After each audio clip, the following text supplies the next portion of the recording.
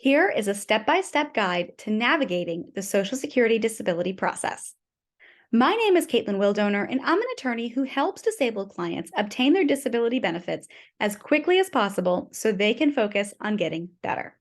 Today, we are going to discuss the Social Security disability process. The first step in the Social Security disability process is determining your eligibility. You'll want to review the eligibility criteria for SSDI and SSI benefits to ensure that you meet those requirements, including having a qualifying disability, as well as sufficient work credits for SSDI claims and limited income and resources for SSI claims. Step 2 is gathering documentation. You'll want to collect all necessary documentation to support your disability claim.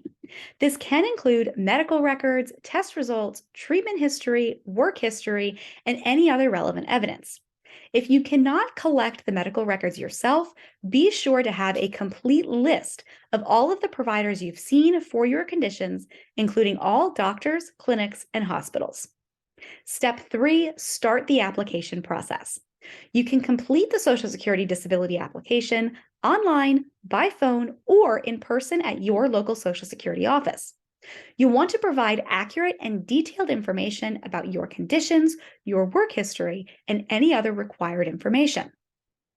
At step 4, the Disability Determination Services within the Social Security Administration will review your medical condition and medical records to determine whether you meet the disability requirements. This process may also include additional medical examinations or consultations. Step 5 is the initial application decision. You will receive a notice regarding the decision on your Social Security disability application. If you're approved, you will be informed of the amount of your benefits and when they will begin. If denied, you can start with the appeals process, which is step 6. At the reconsideration appeal, you can request that reconsideration 60 days plus 5 days for mailing after the date of your initial denial. For the reconsideration appeal, you want to submit any additional evidence that supports your case and provide a written explanation of why you disagree with the initial decision. The written explanation can be brief or extensive. If the claim is denied at the reconsideration stage, you go to step 7, which is a hearing before an administrative law judge. At that time, a judge will review your case, and at that time, you will have an opportunity to present evidence and testimony to support your disability claim. If the administrative law judge denies your claim, you can request a review from the Social Security Administration's Appeals Council. The Appeals Council will review the judge's decision and to determine whether additional action is necessary.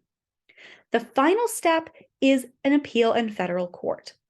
Thank you so much for watching. If you're disabled and unable to work, click the scheduling link below or give us a call directly for a free consultation where we discuss your case and see what I can do to help you.